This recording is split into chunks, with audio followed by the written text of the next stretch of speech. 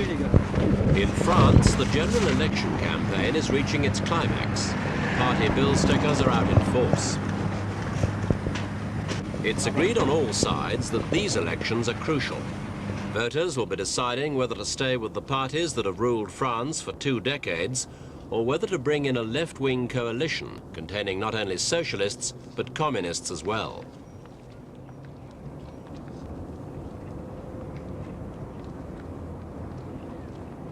At stake are nearly 500 seats in the National Assembly. They'll be filled in 2 separate ballots. In the first one, only outright winners go through. The second vote, a week later, provides a runoff for the remaining candidates. Since there isn't one single party that's likely to get an absolute majority, a lot depends on second-round strategies so that coalition members don't compete against each other. In recent months, though, all the opinion polls have been predicting defeat for the ruling majority and victory for the leftists.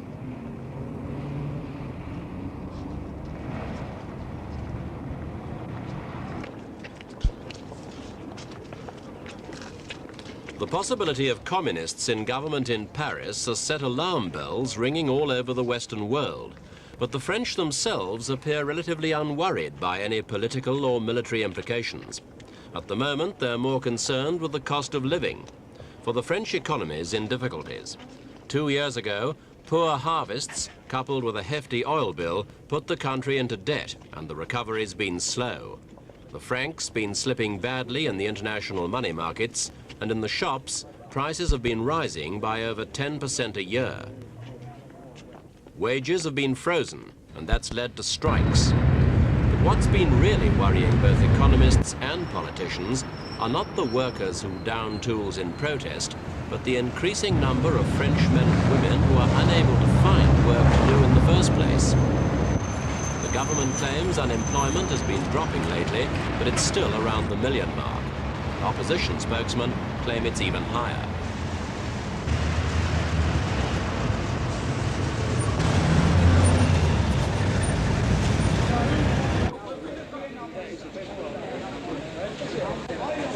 These economic difficulties, added to the normal political disagreements, have produced a sense of grievance and disillusion which has eroded the government's popularity. The man who's had to take most of the blame is Premier Raymond Barre, author of the current austerity program. He's an economist. According to President Giscard d'Estaing, he's the best in France. And as he sees it, there simply isn't an easy solution.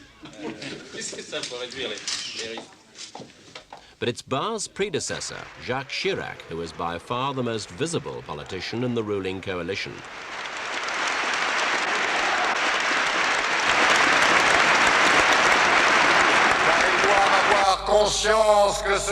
Chirac leads the forces of gaullism, now gathered together in the RPR, the largest political grouping in the country. But if the polls are right, France's next premier won't be Chirac or Barre, but this man, François Mitterrand. Pour préciser la position du Parti Socialiste, he's a seasoned campaigner, a minister in his younger days. But sur he's been la out of défense power du franc. during the 20 years of the Fifth Republic. He's had 2 cracks at the presidency. In 1965, he ran the goal perdu far depuis closer than mercredi anyone dernier, expected. And in 4% de sa valeur par 1974, he rapport lost au by a dollar. hair's breadth to Giscard d'Estaing. Cette situation reflète l'échec de la politique économique et industrielle conduite par les gouvernements de ces dernières années. Plusieurs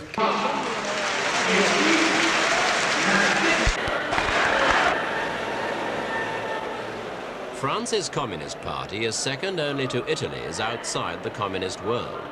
It claims 600,000 card-carrying members, but more importantly, it's accounted for 1 vote in 5 in every election since 1958. It's led now by Georges Marchais, a man whose personal popularity matches that of his party.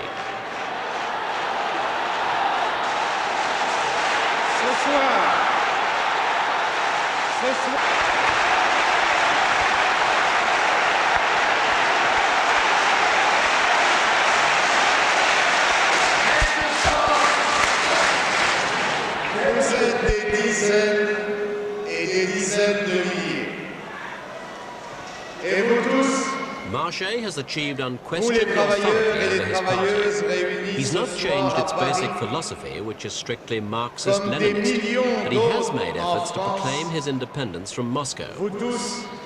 For all its size, the party's got no chance of ruling on its own.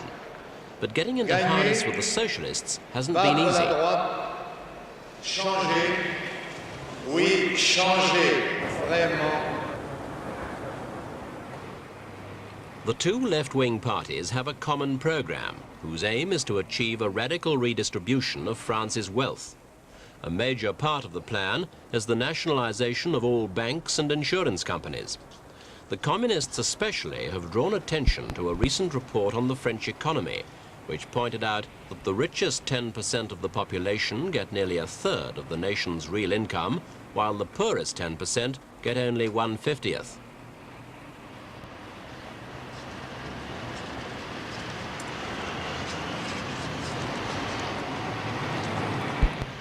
The common program also calls for an increase in state control of industry, but this is where the alliance has hit its biggest obstacle. The original program called for the nationalization of 9 major companies. Last summer, though, the communists declared they wanted to extend this to 1,000 subsidiary firms. Along with other proposals, it proved too much for Monsieur Mitterrand's socialists, and it produced a breach that is still not healed.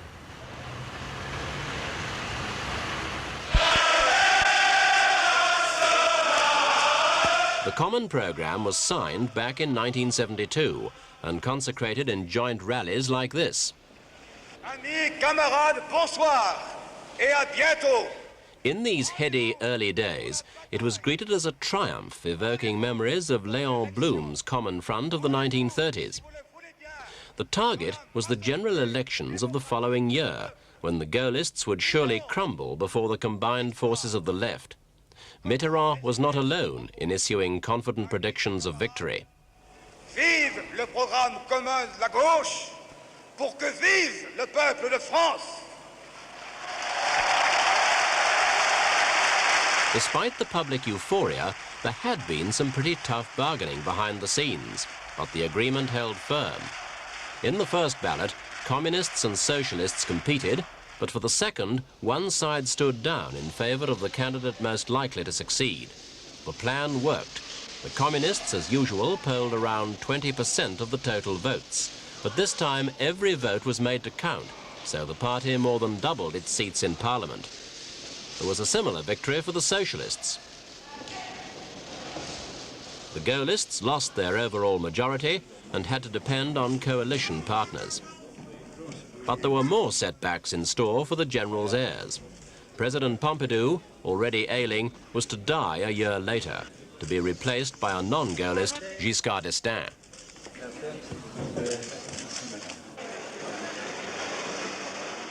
Having a president who was not a member of the party set up tensions which came to a crisis in 1976.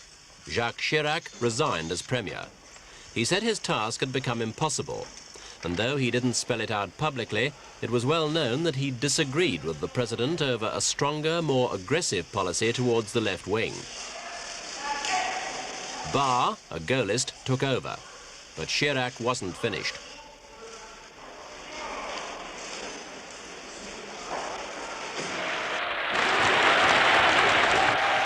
Pompidou had called Chirac his bulldozer, and Chirac now showed why. Out of office, he reorganized the Gaullists and ran for mayor of Paris.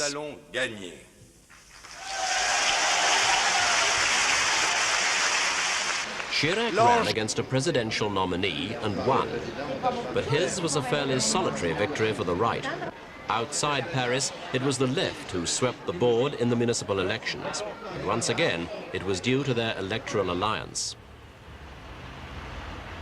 All this should have added up to increased confidence and cooperation on the left, but it's not worked out that way.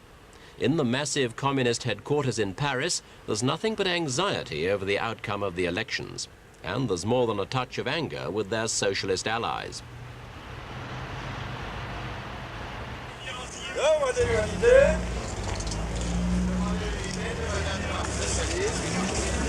The communists are afraid that disagreement over the common program will rob them of the victory they've sought for so long.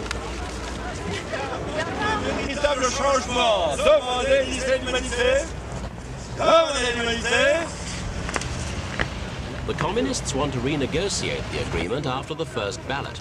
So if they do well, they can press for guarantees on cabinet seats and support for their program, which goes beyond the socialists, not only in nationalization, but in tax reforms and increases in basic wages and welfare benefits. The socialists are determined there's not going to be any last-minute bargaining. Mitterrand knows that if he agrees, he runs the risk of being stampeded into concessions he'd rather avoid. The communists accuse him of backtracking. But though he's traded insults with Marché over the past few weeks, the socialist leader is still insisting that he'll stick to the voting strategy for the second round. Et je vous demande de le répéter aussi tranquillement. Je n'ai pas encore trouvé dans aucune salle, et je n'en trouverai pas, d'ici le 12 mars ou d'ici le 19, une seule qui puisse se lever dans aucune salle et démontrer sur un seul point, sur une ligne ou sur un mot, que le Parti socialiste est en quoi que ce soit renoncé à ses obligations du programme commun de la gauche. Personne encore. Critics of the left-wing alliance claim that it was always a marriage of convenience that was bound to end in divorce sooner or later. And they point out that if the left can't agree before the elections, how could they possibly have to do so afterwards, under the stresses and strains of actual government? But the choice for the voters isn't so simple, because all is far from well on the government side. They are united in condemning the election programs of the left as being totally impractical. But apart from that, they've divided into two main groups, those who follow the president and those who follow Jacques Chirac. At the moment, the main electoral drive seems to be coming from Chirac's RPR.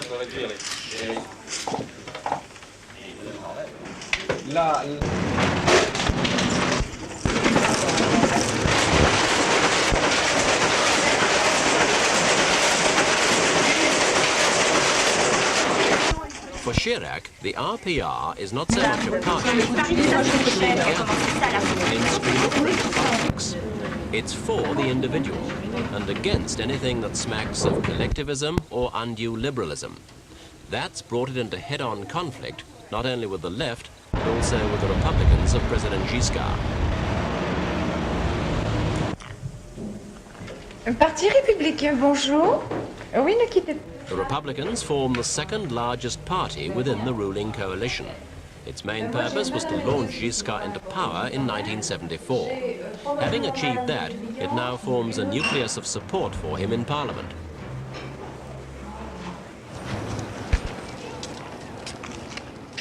President Giscard sees himself as a statesman rather than a party politician, but like both Pompidou and de Gaulle before him, he's been unable to keep out of the debate. A few weeks ago, he deliberately stepped into the political arena and declared that as the long-term guardian of the country's best interests, he wasn't prepared to remain silent about the choice that now faced the voters. On the one hand, he explained, was the government's policy of redressement. That's the painful but necessary task of getting the economy back on course.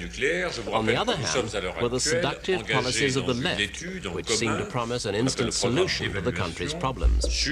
He made it quite clear that he thought these would lead to economic disaster. He warned that if the left were voted in, he'd be powerless to prevent them putting their program into action.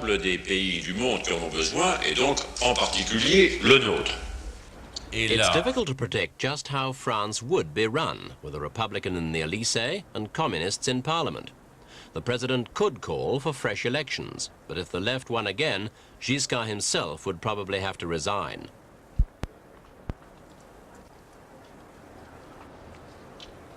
Will it come to that? Well, the president, along with many others, is hoping that it won't. But the opinion polls seem to show that if the left can get together before the second ballot, it's almost certain to win an overall majority. In the past, French voters have tended to use elections as a means of getting back at the government of the day. The only consolation is that so far, they've always returned to the fold at the last moment. So France's present rulers have two hopes. that the left will remain in disarray and that the voters will once again decide to draw back from the brink.